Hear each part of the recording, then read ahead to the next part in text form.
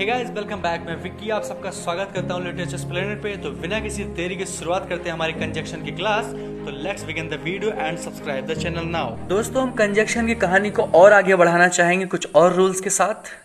तो वो रूल्स हैं, जैसे हम लोग कहते हैं कि हमको इतने बजे से इतने बजे तक ये काम करना है। हम लोग बिटवीन और इसका यूज करते हैं ना, इतने बजे से इतने बजे के बीच में, ठीक है ना। तो उस कंडीशन में ये पेयर कंजक्शन काम करते हैं। और ये पेयर कंजक्शन किस तरह काम करते हैं आइए हम देख लेते हैं। पहले हम सेंटेंस की बात करेंगे, फिर हमको कुछ जानकारी हो जाएगी कि हाँ इस तरह की बातें हैं यहाँ पे, ठीक है। The office will remain closed between 2 PM to 4 PM। ये जो ऑफिस है ये बंद रहेगा, कब से कब तक बंद रहेगा? 2 PM से, मतलब 2 बजे से 4 बजे तक बंद रहेगा। थोड़ा सा कॉन्सेप्ट समझ लीजिए कि ये सेंटेंस किस प्रकार हो सकता है, रूल्स अपने आप समझ में आ जाएंगे।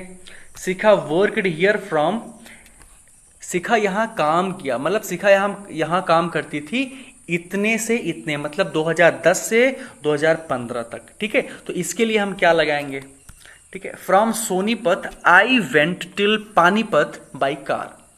मैं सोनीपत से पानीपत कैसे आई? कार से आई, ठीक है। तो जब इस कंडीशन के सेंटेंस आपको मिलते हैं तब कैसे यूज होना है, क्या यूज होना है, आइए हम देख लेते हैं सेंटेंस में। अगर हमें बिटवीन और एंड यूज करना है, ठीक है, तो ये टाइम के लिए भी यूज होता है और प्लेस के लिए भी यूज होता है, बिटवीन एंड, ठीक है ना। जैसे कि राधा उसके और उसके बीच में बैठी हुई है, समझिए बात को, राधा किरण और सोनू के बीच में बैठी हुई है।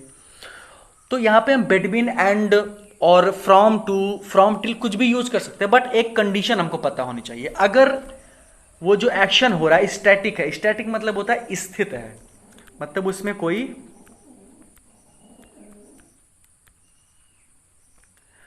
कोई चहल पहल नहीं है, तो हम क्या यूज करेंगे? बिटवीन और एंड का प्रयोग करेंगे, ठीक है। लेकिन अगर वो एक्शन चल फिर रहा है, मतलब मोशन में है, तब हम क्या यूज करेंगे? From to.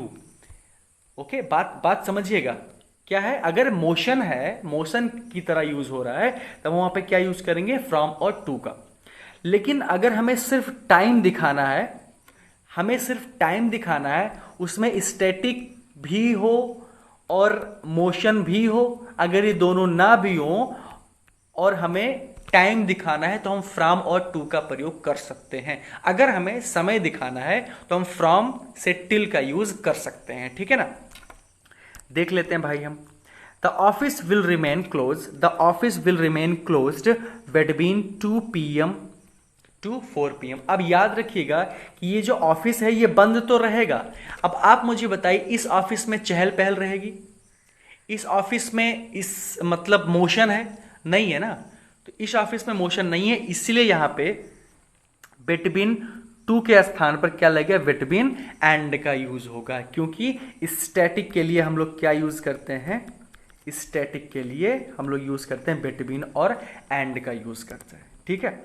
देखिए, हमने अभी भी बात किया कि अगर टाइम का जिक्र हुआ हो तो हम कुछ भी लगा सकते हैं, मतलब फ्रॉम और टिल का प्रयोग कर सकते हैं, वो चाहे स्टैटिक हो चाहे डायनेमिक हो, ठीक है।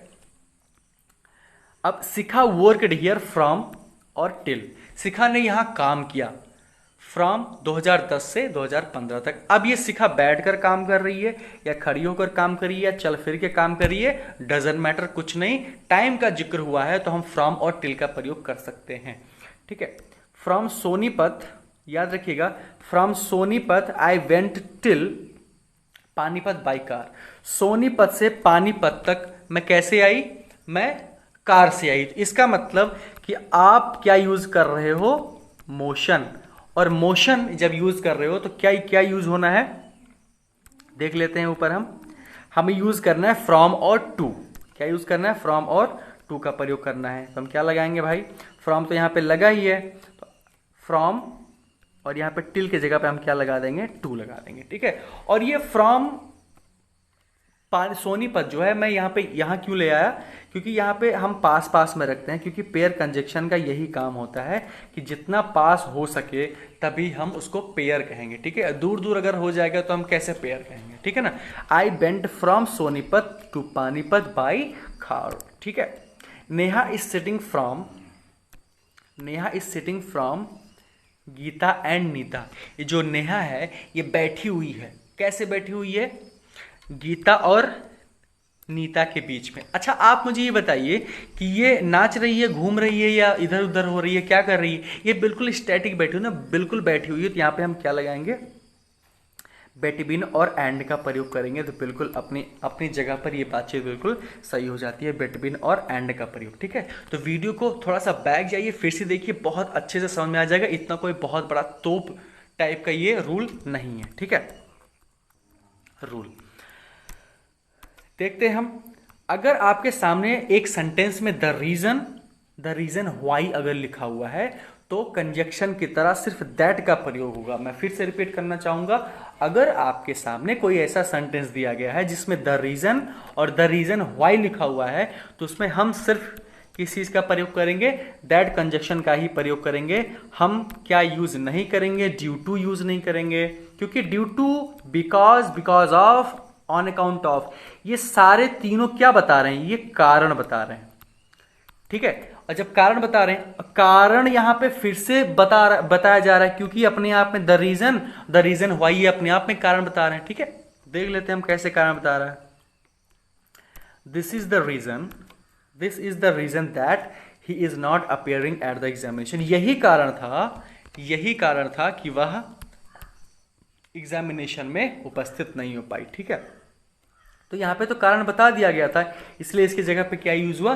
दैट यूज हुआ। This is the reason, due to यहां पे नहीं लगना है, यहां पे बिकॉज नहीं लगना है, यहां पे ऑन अकाउंट नहीं लगना है। ठीक है ना, तो बार बार देखते रहिए। और हाँ, मैं आपको याद दिलाना चाहूंगा कि जितने लोग अपने नोट्स नहीं बना रहे हैं, जितने लोग अपने नोट्स को रिवीजन नहीं कर रहे हैं, तो प्लीज माफ करिएगा, उनको ग्रामर बिल्कुल नहीं आनी है। वो ग्रामर से जैसे दूर से थे पहले, वो अभी भी दूर ही रहेंगे, उनके ऊपर कोई असर नहीं होने वाला इसका, क्योंकि ग्रामर जितना तेजी से आता है उतना डबल स्पीड में जाता है।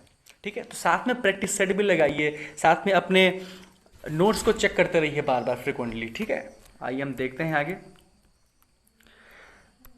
इनडायरेक्ट स्पीच आपने कहीं ना कहीं पढ़ा होगा, अभी हमने नहीं पढ़ा है, लेकिन कहीं ना कहीं आप इनडायरेक्ट स्पीच जरूर पढ़े होंगे। और इनडायरेक्ट में क्या होता है? रिपोर्टिंग वर्ब्स होती है। वो रिपोर्टिंग वर्ब कौन कौन सी होती हैं देख लेते हैं। जितनी रिपोर्टिंग वर्ब यहाँ पे दी जा रही हैं उनके साथ में हम क्या यूज करते हैं? दैट यूज कर सकते हैं। ठीक है, कर सकते नहीं है, बिल्कुल करेंगे। टेल, और ये विच तो नहीं है भाई, ये यहाँ पे विच के स्थान पर ये विश है। Okay, suggest, state, report, pray, notice, inform, maintain, hold, forget, find, expect, discover, confirm, conceive, claim, conclude and said, ये सारे जितने भी आपके सामने लिखे गए हैं ये वर्ब्स, ये हमेशा अपने साथ में क्या लेती हैं? दैट लेती हैं। अच्छा, इसका क्या मतलब हुआ? आप तो बोलेंगे कि इनडायरेक्ट स्पीच में लगभग वर्ब्स क्या होती हैं, क्या लेती हैं? दैट लेती हैं। ठीक है, तो आपके सामने मैं एक सेंटेंस लिखना चाहूंगा। आई आस्क्ड, अभी आई आस्क्ड लिख दिया, ये तो या तो WH वर्ड लेंगी ये, या तो इफ लेंगी, या तो वेदर लेंगी। ठीक है, तो ये जो आई आस्क्ड है ये क्या लेती हैं? अपने साथ में दैट कंजक्शन नहीं लेती, इसके अलावा कुछ और लेती हैं। ठीक है, अब जैसे देख लेते हैं, he wish that, he prayed that, he said that, he told me that, my uncle told me that. तो ये सारे जितने भी वर्ब्स हैं अपने साथ में क्या एक्सेप्ट करती हैं? अपने साथ में क्या लेती हैं? ये लेती हैं दैट। ठीक है, बात कर लेते हैं use of till and until की। ये दोनों बिल्कुल सेम यूज है इनका, थोड़ा सा इसमें कंफ्यूजन इसलिए हो जाता है क्योंकि ये पॉजिटिव सेंस रखता है अपने आप में और ये नेगेटिव सेंस रखता है, बस यही थोड़ी सी समझने में दिक्कत हो जाती है। Up to the time when, उस समय तक, जब तक, मतलब टिल का प्रयोग कहाँ क्या होता है? उस समय तक, जब तक, मतलब मैं जब तक ना कहूँ यहीं पर बैठे रहो, तो हम क्या यूज कर सकते हैं?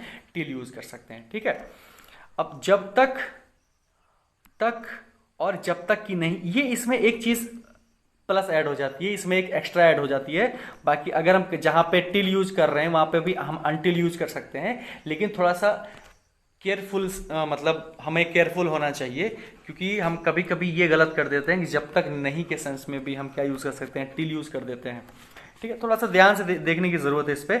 अप टू द टाइम, इसमें हम जब तक का भी प्रयोग कर सकते हैं, तक का भी प्रयोग कर सकते हैं। इसमें एक चीज़ और क्या ऐड हो जाती है, जब तक नहीं।